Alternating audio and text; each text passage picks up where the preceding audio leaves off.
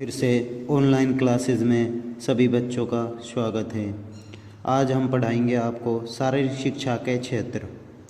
शारीरिक शिक्षा के क्षेत्र की व्याख्या 3 पक्षों से की जा सकती है।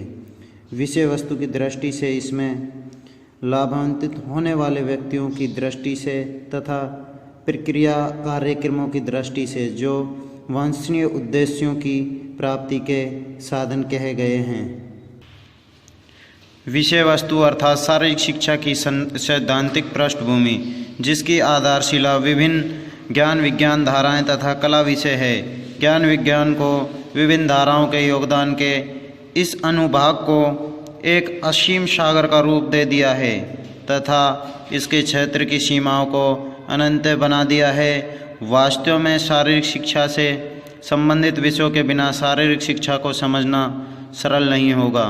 शारीरिक शिक्षा में विभिन्न प्रकार के खेल या ड्रिल या मनोरंजन खेल ही नहीं आते, परंतु शारीरिक शिक्षा के अंदर खेलों के अनुसंधान, संगठन एवं प्रशासन, मूल्यांकन तथा मापन, इतिहास, क्रीड़ा आयुर्वेद विज्ञान, क्रीड़ा मनोविज्ञान, क्रीड़ा समाजशास्त्र, चिकित्सा विज्ञान आदि विकसित हो रहे हैं।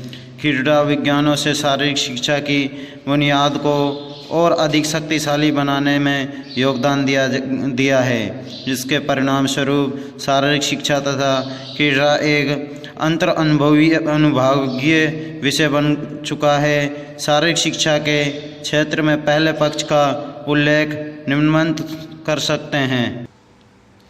शारीरिक शिक्षा का इतिहास हमें पुरातन काल का ज्ञान कराकर आधुनिक काल की तुलना कराने का अवसर प्रदान करता है।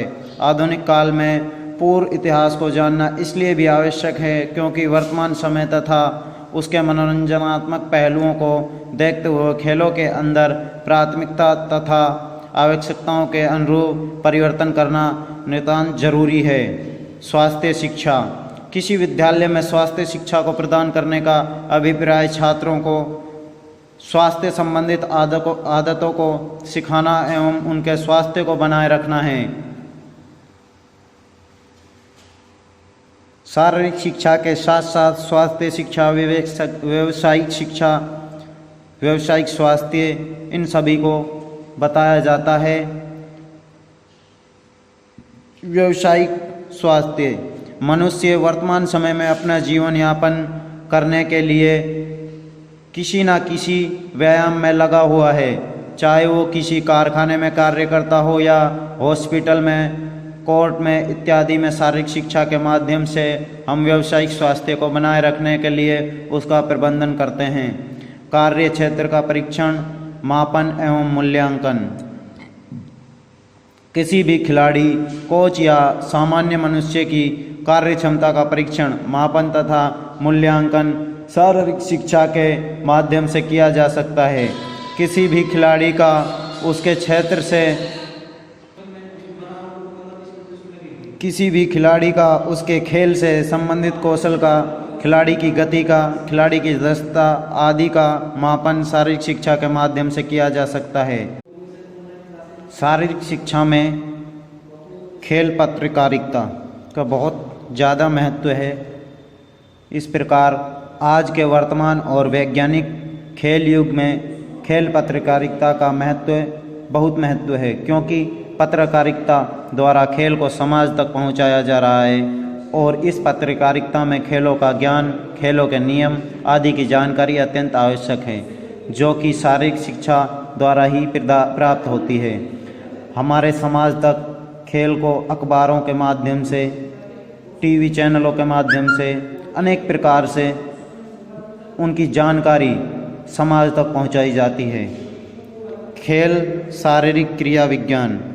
अब हम आपको बताएंगे कि खेल में शरीर किस प्रकार क्रिया करता है, यह सब आगे इसमें बताया गया है। इस विज्ञान द्वारा खेल संबंधित शारीरिक अंगों व तंत्रों का अध्ययन किया जाता है। शरीर रचना विज्ञान। इस विज्ञान के अंतर्गत शरीर के विभिन्न अंगों व तंत्रों की रचना का अध्ययन किया जाता है। खेल मनोविज्ञान। इसके अंतर्गत खेल संबंधित खिलाड़ियों के व्यवहार तथा खेल प्रदर्शन को प्रभावित करने वाले कारकों का अध्ययन किया जाता है। खेल समाजशास्त्र। इसके अंतर्गत खेल संबंधित समाजशास्त्रीय पहलुओं का अध्ययन किया जाता है। जैव यांत्रिक विज्ञान, इसके अंतर्गत खेल कौशल संबंधित जैव यांत्रिकों का अध्ययन किया जाता है। शारीरिक शिक्षा के क्षेत्र व्याख्या का द्वितीय चरण यह है कि शारीरिक शिक्षा के कार्यक्रमों से कौन लोग लाभान्वित होते हैं। सामान्यतः शिक्षा की तरह शारीरिक शिक्षा भी एक जीवन पर्यटन चलने वाली विद्या है, क्योंकि इस शिक्षा का कार्य एक शिशु के जन्म लेने से पहले से ही शुरू हो जाता है। शिशु अपनी माता के कोख में हलचल करता है तथा जन्म लेने के पश्चात उसका रंगना, बैठना, चलना, दौड़ना इत्यादि शुरू हो जाता है।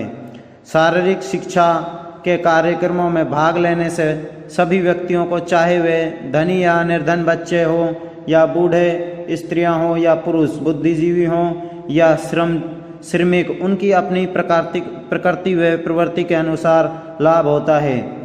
शारीरिक शिक्षा के क्षेत्र की व्याख्या का तीसरा व अंतिम चरण उसकी प्रक्रिया एवं कार्यक्रमों का है।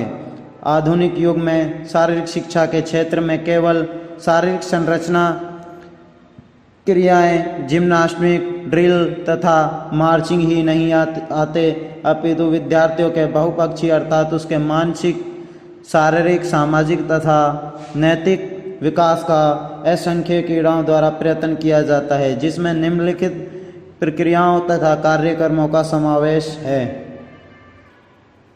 खेल चिकित्सीय शास्त्र तथा शोधक प्रक्रियाएं।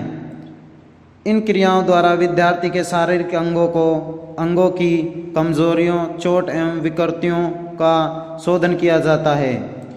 खेलकूद तथा तैराकी, इसमें athletics, table tennis, hockey, football, basketball, volleyball, cricket, handball, swimming आदि क्रियाएं आती हैं। आत्मरक्षक क्रियाएं, इसमें दंड निकालना, कुश्ती, बॉक्सिंग, लाठी, पुल-अप्स आदि आरक्षणात्मक क्रियाएं कराई जाती हैं। बुनियादी व्यायाम, इस क्षेत्र में शरीर का संतुलन ठीक रखा जाता है। संतुलन के लिए चलना फिरना, भागना, चढ़ना उतरना आदि क्रियाएं शामिल हैं। ताल क्रियाएं, इसमें लेजियम, डंबल, क्लबाइंडिंग या एरोबिक्स आदि क्रियाएं आते हैं, जिससे कि एक व्यक्ति क्रियाओं को एक ताल में करता है। मनोरंजन क्रियाएं, इसके अंतर्गत खाली समय में की जाने वाली क्रियाएं आती हैं, जैसे शिविर, लंबी कूद, लंबी दूरी तक पैदल चलकर सैर करना, मछली पकड़ना। यौगिक क्रियाएं, इसमें विभिन्न आसन, प्राणायाम तथा अन्य यौगिक क्रियाएं शामिल हैं। Thank you. आज के लिए बस इतना ही। मिलेंगे एक नई वीडियो के साथ।